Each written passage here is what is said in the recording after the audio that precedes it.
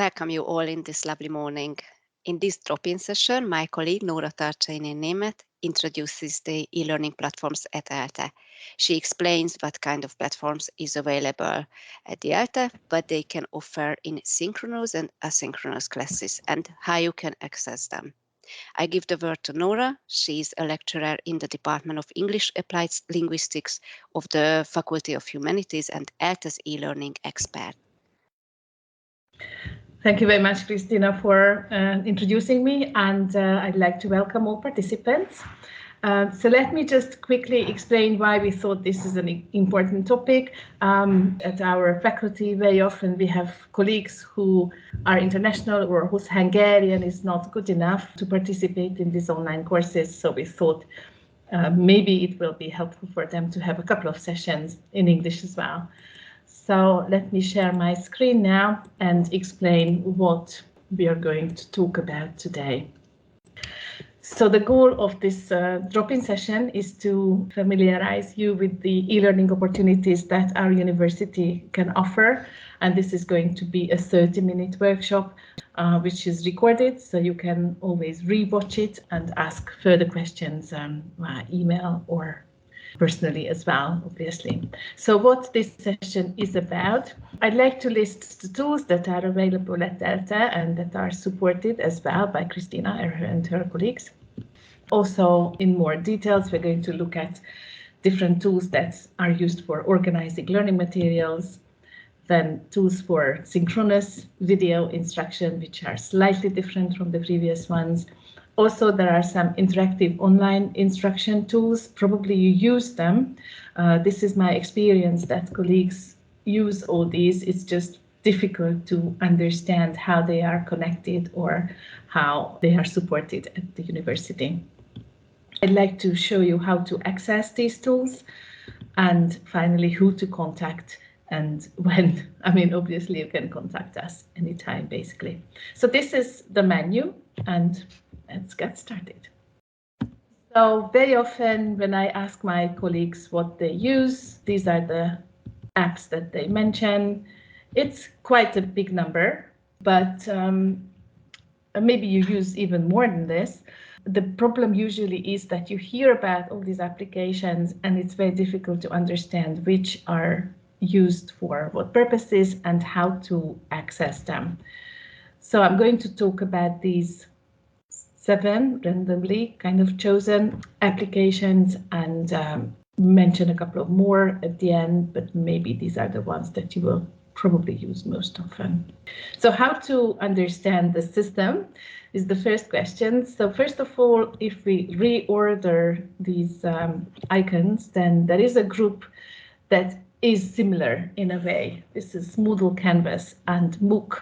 These are the applications or the tools that are used to organize your classroom materials and to keep contact with the students during breaks or between 2 classes, or when you do not meet them face-to-face or at the same time. There's another tool, Teams and Zoom, which are basically video platforms used for synchronous teaching most of the time.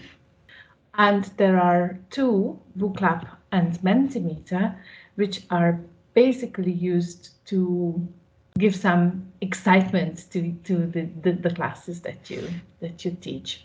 So let us have a look at these in slightly more details.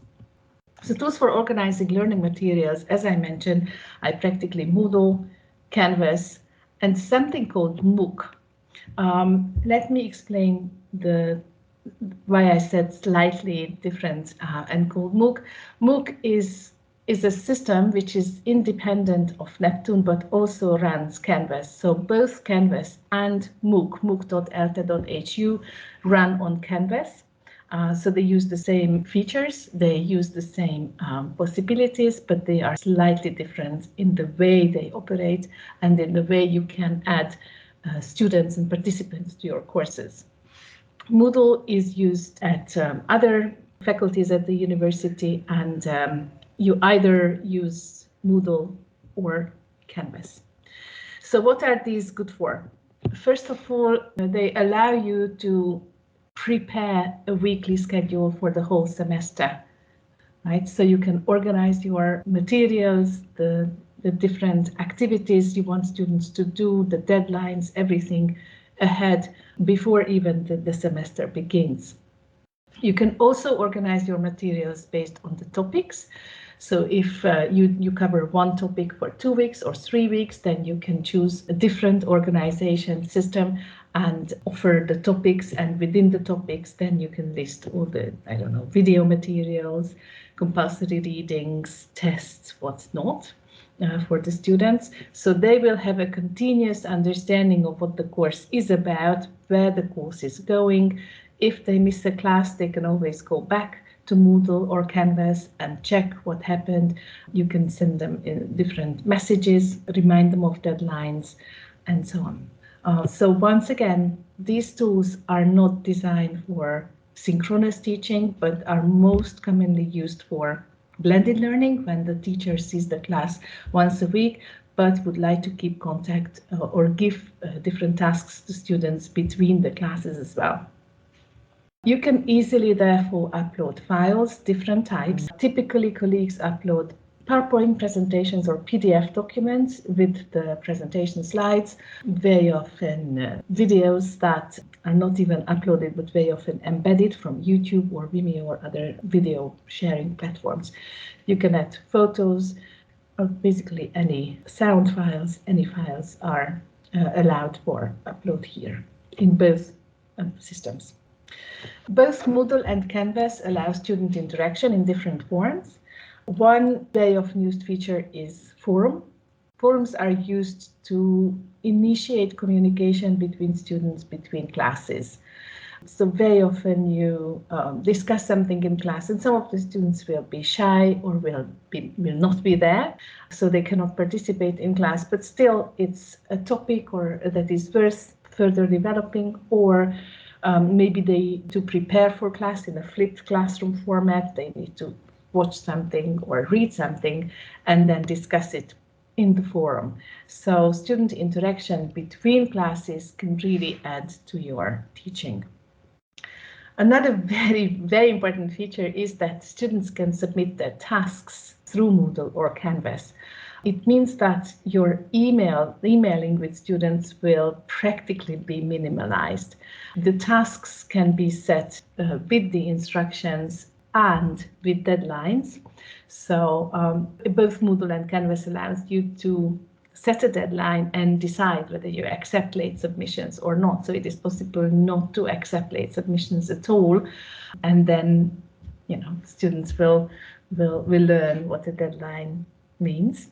And when marking the papers, all the marking, it allows minimal feedback or review options as well. It's not as easy as it is in Word, but at least it's there, and you can add comments or notes and verbal feedback, and also allows you to give points.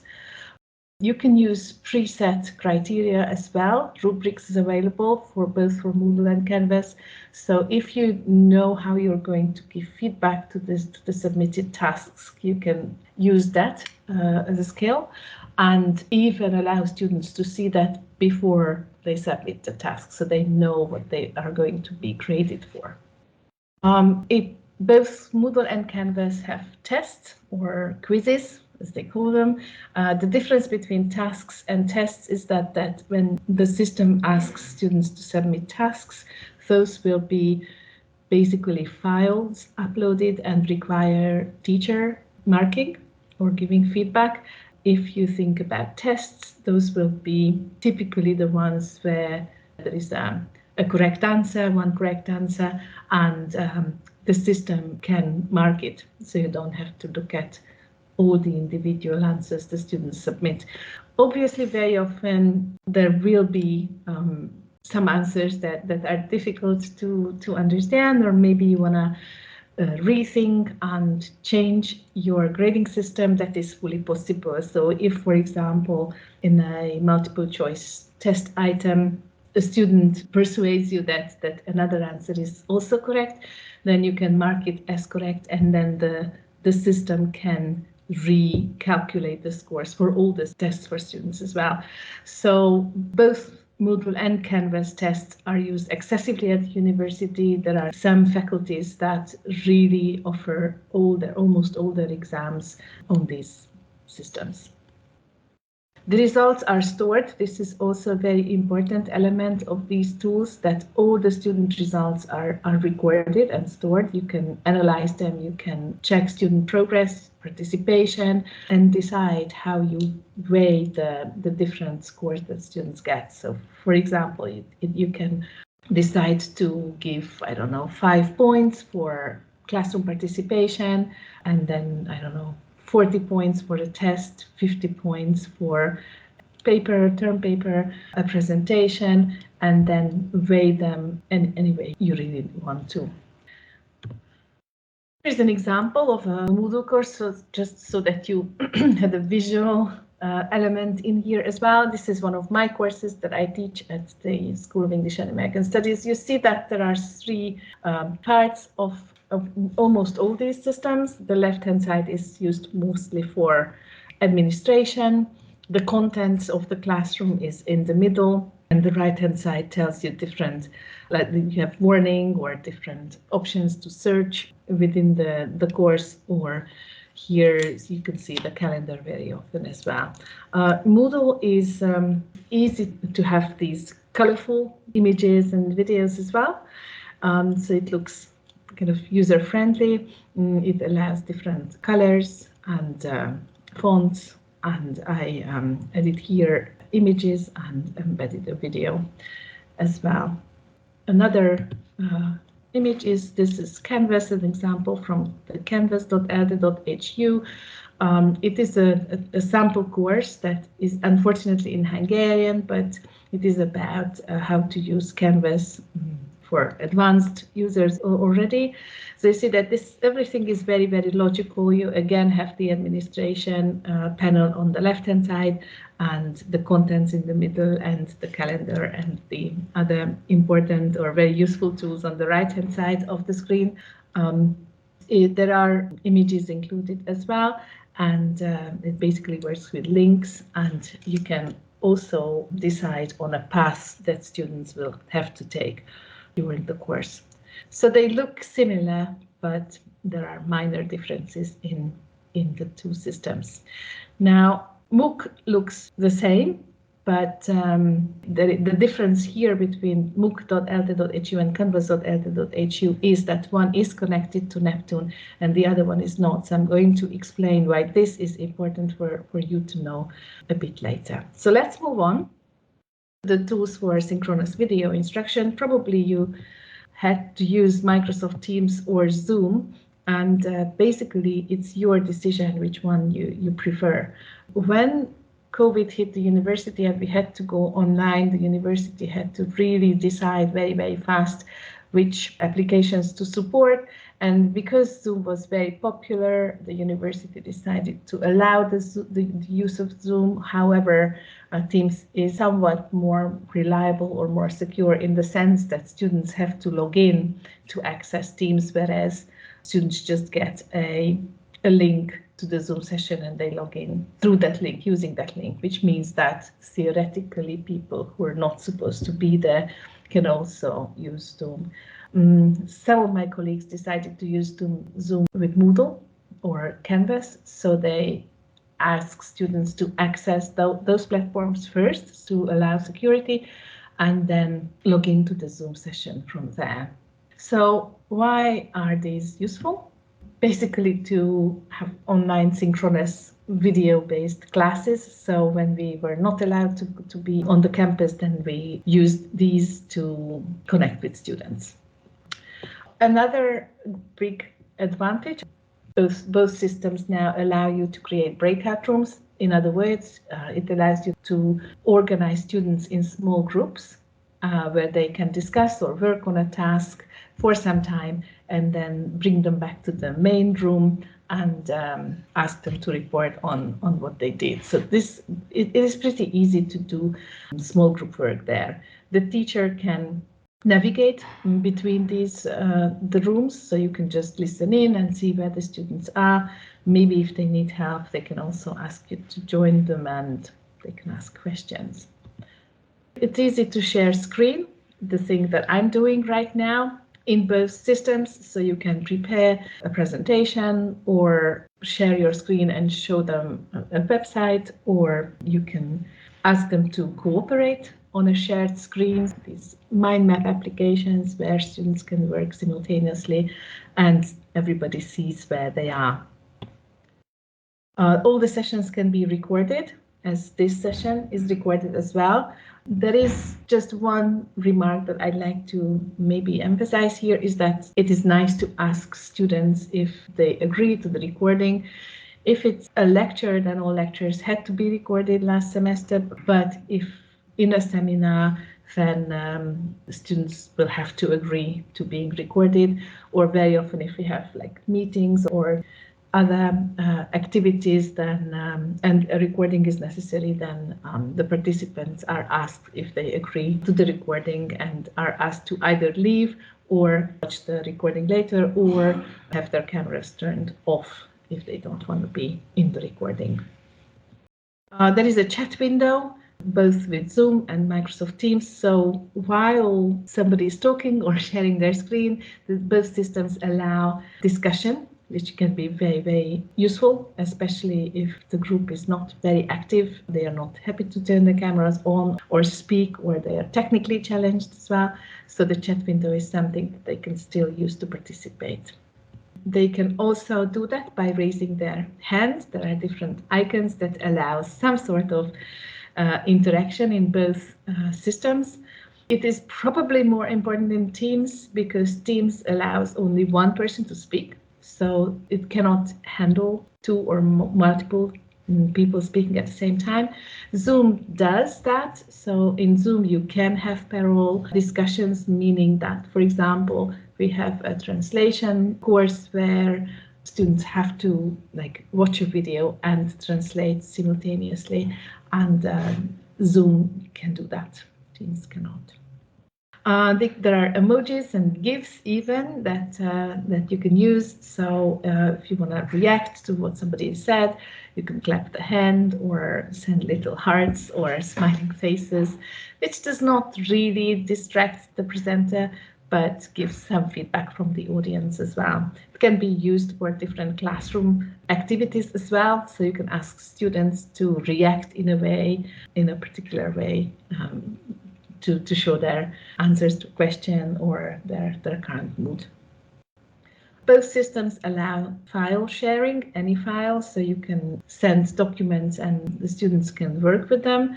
Teams is a little more sophisticated in that aspect, so it even stores files, and a team can be created for a class, a whole group, and they can store their files there. So there are classes where Teams was exclusively used for organizing the whole year, and Canvas or Moodle were not necessary in that case. Zoom sessions expire, so if you want to keep documents or shared files that were used in a Zoom session, you will have to think of other ways of doing that. Okay, here are two screenshots from different sessions.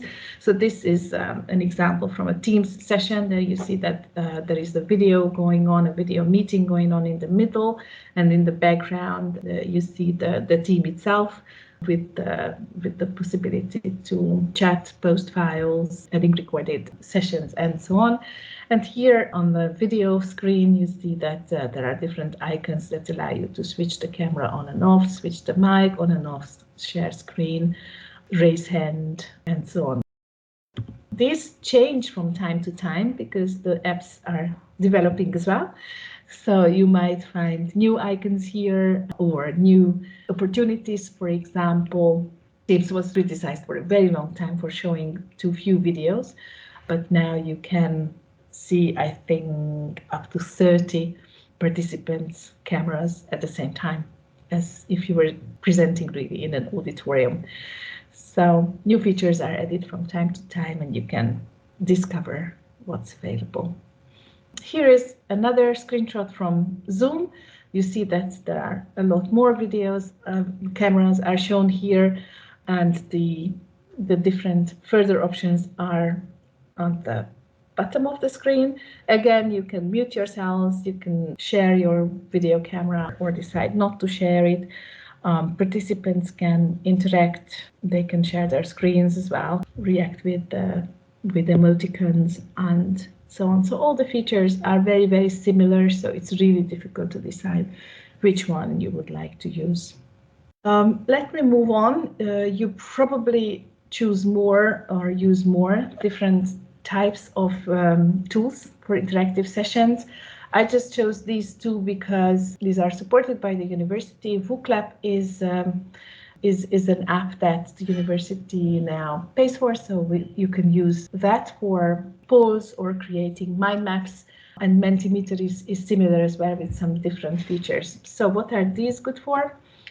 You can ask a question during a lecture and ask students to interact, or you can kind of do a little survey and test how the students think about different issues. You can check how well prepared they are for the class. You can stop in the middle of a class and ask if everything's clear, or you need to slow down or repeat something. So really just to make sure that the classes are not monotonous. They are similar, and you can use both by logging in with your ELTE email address as well. I just listed some more options that I see my colleagues use. The difference between these and WooClap and Mentimeter is that these can be embedded into Moodle and Canvas as well. You can access all the different features because the university offers access to the features that are normally not free in these as well. But Kahoot, Slido, Quizlet, Redmond quizzes, different Google apps, including Jamboard and stuff, they are all used by colleagues, and sometimes you just have to be careful with not to use too many, because the students, you know, they get really annoyed by using too many tools at the same time. So these are different from the tools that are used for organizing materials and the synchronous video tools as well. So the big question then is how to choose what to do. What are the things that you need to consider? And one important element here is that most of these systems are connected to Neptune. So here is a snapshot of my Neptune account, and you see that this media and advertising course is basic data page. And the first decision you need to make is which additional e-learning system to use. So here you can choose either Moodle or Canvas. You cannot choose both because it wouldn't make much sense. So if you want to organize your materials and submissions and stuff, then you will have to choose whether you want to use Moodle or Canvas. You cannot use both.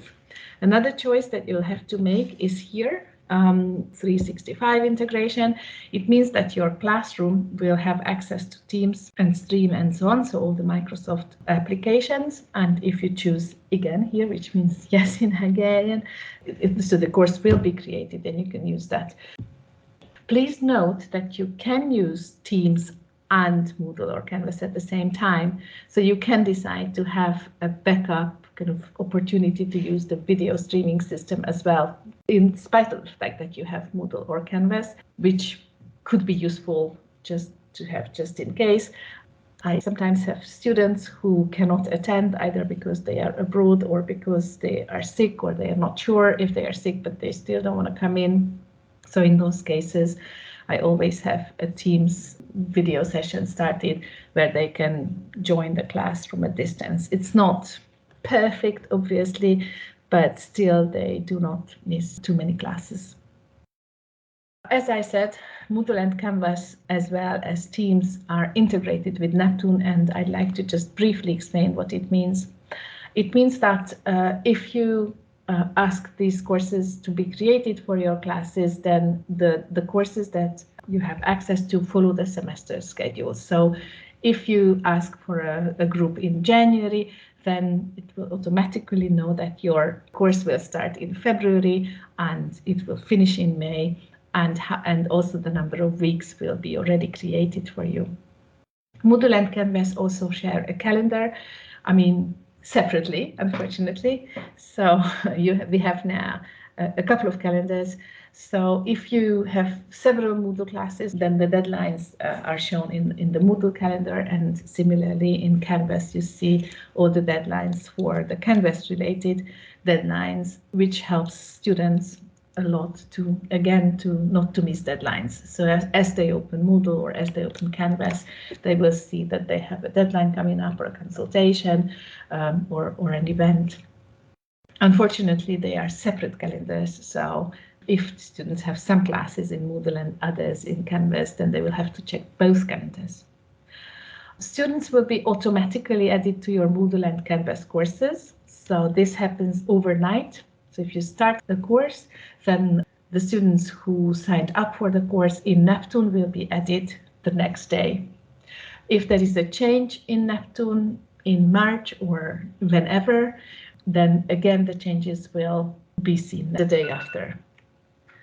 Okay.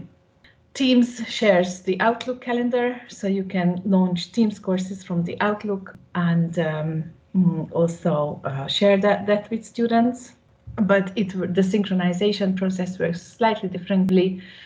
Teams is synchronized only at the beginning of the semester. So if you have other students joining up later, then you can invite them separately. The big advantage of that is that you can invite other people as well. So guest lecturers, other teachers, or PhD students, you can invite others as well.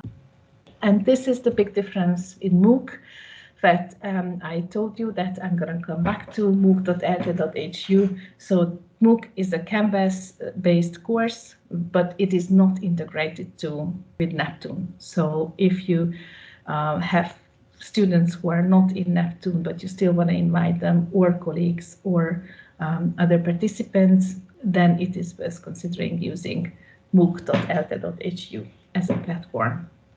Other considerations for us at our department, it is important that everything is available in English as well. Moodle, Canvas, and MOOC are all available in many languages, typically Hungarian and English, and Canvas is in German as well. But if you want to use Finnish or Italian or French, then again, MOOC is a good choice.